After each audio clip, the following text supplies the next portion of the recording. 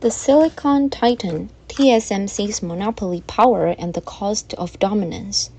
Ladies and gentlemen, let's talk about the most valuable company in Asia, TSMC. Producing over 90% of the world's advanced chips, TSMC is not just a market leader. In economic terms, it operates as a monopoly in the cutting-edge semiconductor market. Today, we will break down how such a giant sets prices, manages cost, and faces the future. First, how does a monopoly like TSMC determine the price of a 3-nanometer chip for clients like Apple or Nvidia? Unlike a small bakery that has to accept the market price, TSMC is a price maker. On a graph, they follow the golden rule of profit maximization. They produce the quantity where marginal revenue equals marginal cost. However, they do not charge that cost. Instead, they look up to the demand curve to see the maximum price clients are willing to pay.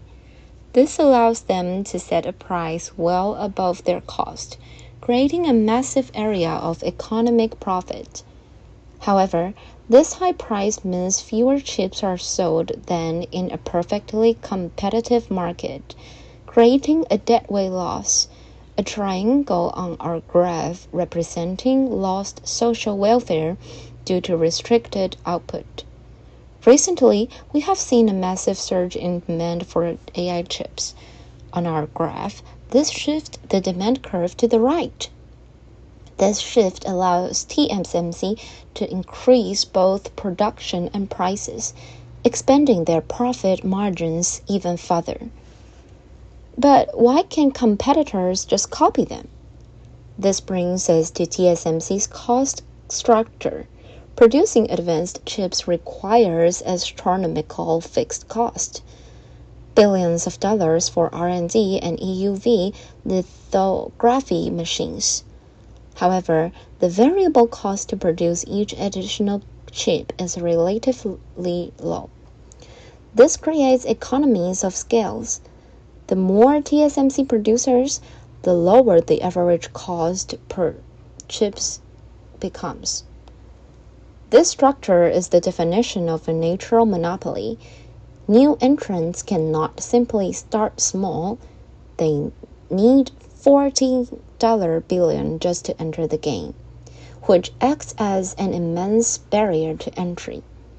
Because of this barrier, TSMC's profits are sustainable.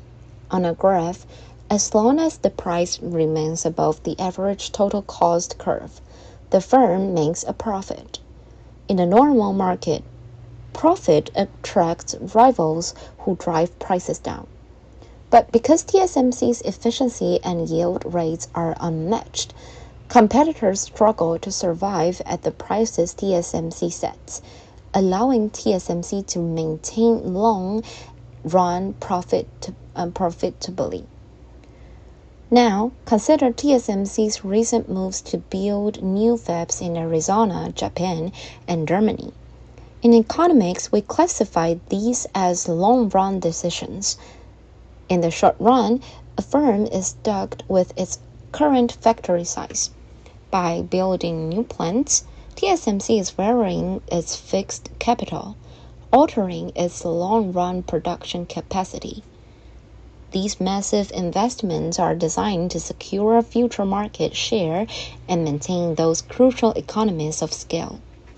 Finally, what happens if Intel or Samsung successfully catches up with comparable technology? The market would transform from a monopoly to an oligopoly. This means a market dominated by a few large firms. The result would be fierce competition. We would see prices fall closer to marginal cost, and the quantity of chips available would increase. While these would reduce TSMC's supernormal profits, it would reduce the deadweight lost, making the global market more efficient.